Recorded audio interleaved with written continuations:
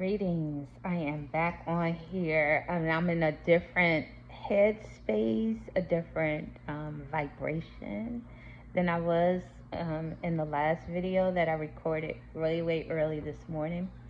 I was talking about the whole data analysis and interpretation part of the dissertation process that I am currently undergoing, and it wasn't looking good, y'all. I was just kind of like, I don't know what the fuck I'm doing, but I found the Holy Grail, and it was written by one of my dissertation committee members, Dr. Venus Evans Winters, and Jennifer Esposito. So I went into my collection of books, my library upstairs, and I grabbed this book, and let me show you. I got this book a while ago as I was writing my comp exam for my methods. In fact, you know what?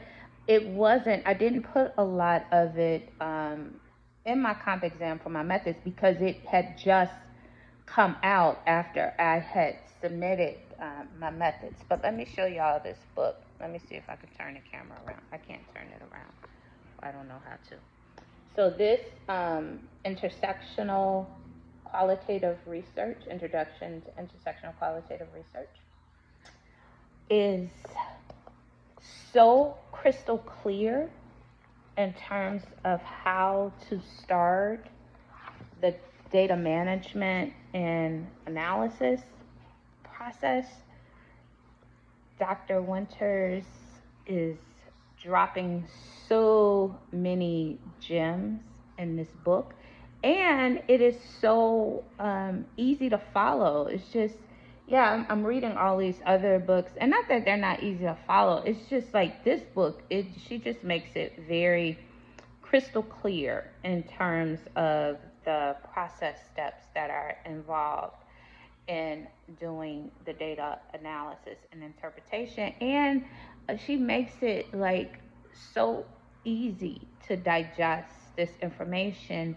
And she's writing it from the perspective of someone like me who has never done like a huge research project like this before. And so it is really excellent for beginners. Now, if you are a seasoned researcher, some of this stuff you might already know, but again, I'm coming in like straight cold feet, like straight cold feet. And so one of the things that she says is that the analysis part is a mysterious process. And she talks about how people say like the themes, when you do these projects, like some of the themes just emerge. And, she said, well, not necessarily so. They will emerge, but the way that they emerge is through your interaction and through your relationship to and with the data. Becoming very intimate with the data that you've collected. And then she talks about a lot about first managing the data, how sometimes we have data all over the place. And so she talks about managing the data as being kind of the precursor, as being kind of foundational to doing the data analysis work.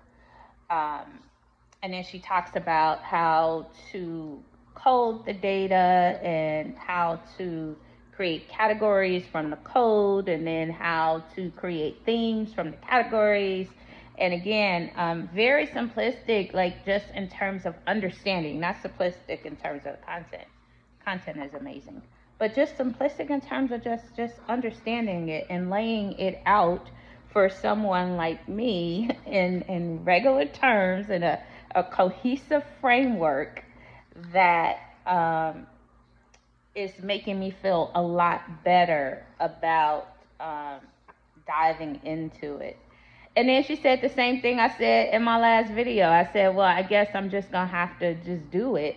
And she says the same thing. We believe that analysis is best learned by doing it, just by by going forward and doing it. So yeah, it's a lot of gems in here just in terms of how I can approach not only the data management piece, but coding the data, categorizing the data, um, starting to feel for the themes. Like I said, it's also very intuitive, and I think that the more that you immerse yourself in the data, that it becomes clearer what wants to come up and what needs to be birthed, what needs to be discussed and highlighted, and all of that. So